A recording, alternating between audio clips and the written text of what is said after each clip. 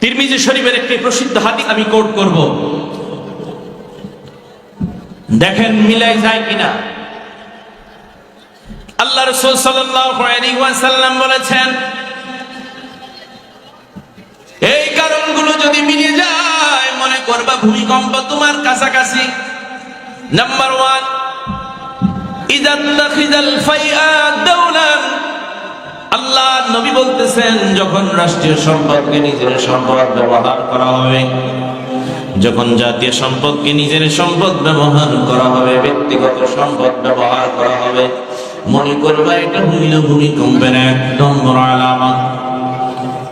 ওয়াল আমানাতু মাগনামান, গচ্ছিত মাল, গনিমতের মাল, আমানত, নিজের গনিমত মাল মানা করা হবে, অন্যজনে আমানত রেখেছে মনে করবে এটা আমার নিজের। আমার নবী বলেন এটা হলো 2 নম্বর কারণ। 3 নম্বর হলো যাকাত মাগরামান, যাকাত ফরজ করেছেন আমার আল্লাহ, 2.5% যাকাত দিতে হবে তোমার আমার সম্পদের মধ্যে, কিন্তু এই যাকাতটা মনে করা হবে জরিমানা। আমি কেন যাকাত দিব, আমি কেন জরিমানা ভাগীদার হব। নবীজি বলেন এটা নাম্বার 3, ওয়া তুআল্লিমু লিগাইরিদ্দীন, ইলম শিখবে আল্লাহকে খুশি করার জন্য, রাসূলকে খুশি করার জন্য, আখিরাত পাওয়ার জন্য। কিন্তু ইলম শিখে মানুষ আমারে বড় বলবে এই জন্য আওয়াজ দিয়ে বলেন নাউজুবিল্লাহ। জগতের মধ্যে হাজার হাজার আলেম হবে, বড় বড় আলেম, ইলম শিখবে অন্য উদ্দেশ্যে, আল্লাহর জন্য নয়, রাসূলের জন্য নয়। এটা হলো কিয়ামতের 4 নম্বর আলামত। 5 নম্বর আলামত, ওয়া আতা'আর রাজুলু ইমরাতুহু ওয়া আতা উম্মুহু, নিজের স্ত্রীকে বেশি প্রাধান্য দিবে, মায়ের সঙ্গে অবাধ্যতা করবে, মায়ের হক আদায় করবে না, মায়ের অবাধ্য হবে। এটা হলো কিয়ামতের আলামত। আল্লাহর নবী বলতেছেন, ও দুনিয়ার মানুষ রে, কিয়ামতের পরের আলামত হলো নিজের বন্ধু বান্ধবরে বেশি বেশি ভালোবাসবে, নিজের বাবাকে দূরে সরিয়ে দিবে। ওয়া আদনা সাদিকাহু ওয়া আকসা আবাহু, নিজের বন্ধু বান্ধবরে কাছে টানবে কিন্তু নিজের বাবারে সরিয়ে দিবে।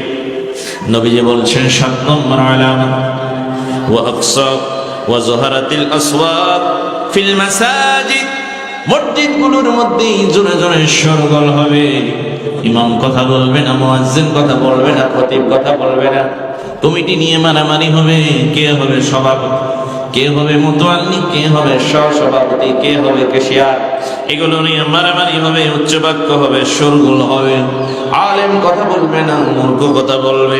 নবীজি বলতেছেন এটা হইল কিয়ামতের আলামত, ভূমিকম্পের আলামত। নাম্বার 8, 9 নম্বর আলামত, ওয়াসাদাল কাবিলাতা ফাসিকুহু, আল্লাহর নবী বলেন ফাসিক ব্যক্তি হবে গোত্রের সর্দার। ওয়া কানা যারিবুল কওমি আরজালাহুম, জাতির নিকৃষ্ট মানুষটা হবে সবার সম্মানের চেয়ারের অধিকারী। যে মানুষটা নিকৃষ্ট ব্যক্তি তাকে দেওয়া হবে বড় পদ, অযোগ্য মানুষটারে যখন বড় পদ দিবে আমার নবী বলেন এটা হলো ভূমিকম্পের আলামত, কিয়ামতের আলামত।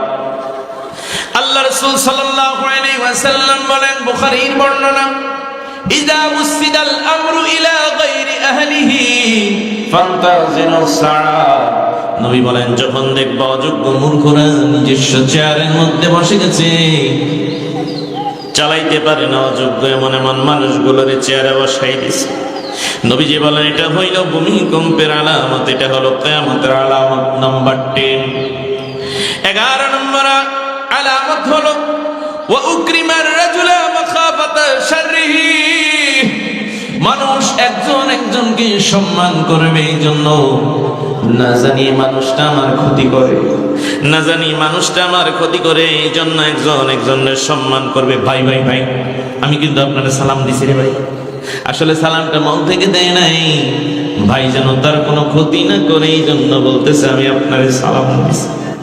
নবীজি বলতেছেন এটা হলো ভূমিকম্পের আলামত।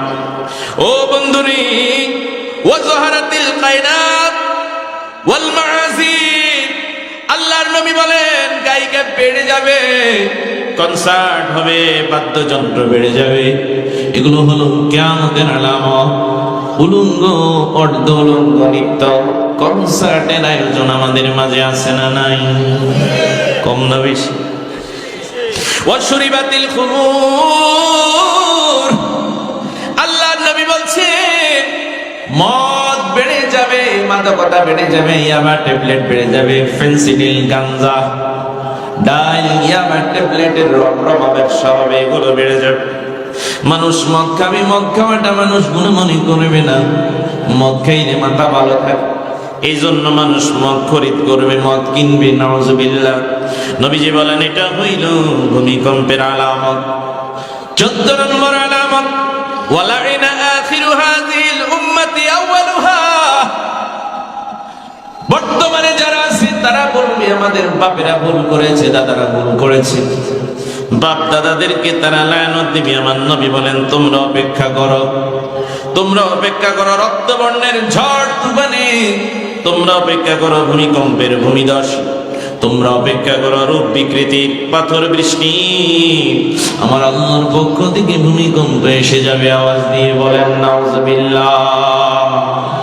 14টা আলামতের সঙ্গে বর্তমানে মিল আছে না নাই? আরো জোরে কোন আছে না নাই? ও বন্ধু, এই 14টা আলামতের সঙ্গে আমরা কখনো মিলবো না। ডান হাত তুলে বলুন ইনশাআল্লাহ। আরো জোরে বলেন ইনশাআল্লাহ। যেখানে মদ আছে সেখানে আমরা, যেখানে জুলুম আছে সেখানে আমরা নাই, যেখানে অন্যায় আছে সেখানে আমরা নাই, যেখানে অযোগ্য লোক আছে সেখানে আমরা নাই, যেখানে আল্লাহর বিধানের অমান্যতা আছে সেখানে নাই, যেখানে আমানতের খেয়ানত আছে সেখানে আমরা নাই, যেখানে রাষ্ট্র সম্পদকে যাচ্ছে তাই করা হয় ওই জায়গার মধ্যে আমরা নাই। এই যে কিছুদিন আগে কেমনে বাঁচবো, আমার নবী 3 দিনের শরীফে হাদিস শিখিয়ে দিয়েছেন, বিসমিল্লাহিল্লাযী লা ইয়াদুররু মা ইসমিহি শাইউন ফিল আরদি ওয়ালা ফিস সামাই ওয়া হুয়াস সামিউল আলিম। ও দুনিয়ার মানুষ, মুসলমান, তুমি যদি সকালে 3 বার এই দোয়া পড়ো, ফজরের সময়, তুমি যদি মাগরিবের সময় এই দোয়া পড়ো 3 বার, বিসমিল্লাহিল্লাযী লা ইয়াদুররু মা ইসমিহি শাইউন ফিল আরদি ওয়ালা ফিস সামাই ওয়া হুয়াস সামিউল আলিম, আল্লাহ তাআলা আসমানি বালা জমিনি বালা থেকে তোমার আমার হেফাজত করবে। আওয়াজ দিয়ে বলেন সুবহানাল্লাহ। ভূমিকম্পে পড়ে গেছি, এখন কি করব রে ভাই? ভূমিকম্পে পড়ে গেছি, এখন কি করব? ভূমিকম্পে পড়ে গেলে আপনাকে আমাকে যে কাজটা করতে হবে ওই কাজটা হইল আযাব। জোরে কোন কি? আর জোরে কোন? এদিকের ভাইরা বলো, আজান দিলে আযাব গজব বাড়ে না কমে? আর জোরে কোন, বাড়ে না কমে? ভূমিকম্পের মধ্যে আপনি আমি পড়ে গেছি, এখন কি করব? কোরআনুল কারীমে এমন একটা আয়াত আছে, ওয়া মান ইয়াত্তাকিল্লাহা ইয়াজআল লাহু মাখরাজা। কোরআনুল কারীম সূরা তালাকের 3 নম্বর আয়াত, ওয়া মান ইয়াত্তাকিল্লাহা ইয়াজআল লাহু মাখরাজা। আমার আল্লাহ বলেন, যার অন্তরে আমি আল্লাহর ভয় আছে, আমি আল্লাহ তাকে বাঁচানোর পথ আমি দেখিয়ে দিই। ওয়া মান ইয়াত্তাকিল্লাহ ইয়াজআল লাহু মাখরাজা, ওয়া মান ইয়াত্তাকিল্লাহ ইয়াজআল লাহু মাখরাজা। যে বাজার আমি আল্লাহরে ভয় করবে, আমি আল্লাহ তাদের বাঁচানোর পথ দেখাইয়া দেই। আওয়াজ দিয়ে বলেন সুবহানাল্লাহ। আল্লাহ যেন ভূমিকম্প থেকে আমাদেরকে হেফাজত করে, আপনাকে হেফাজত করে। 2 হাত তুলে বলুন আমিন।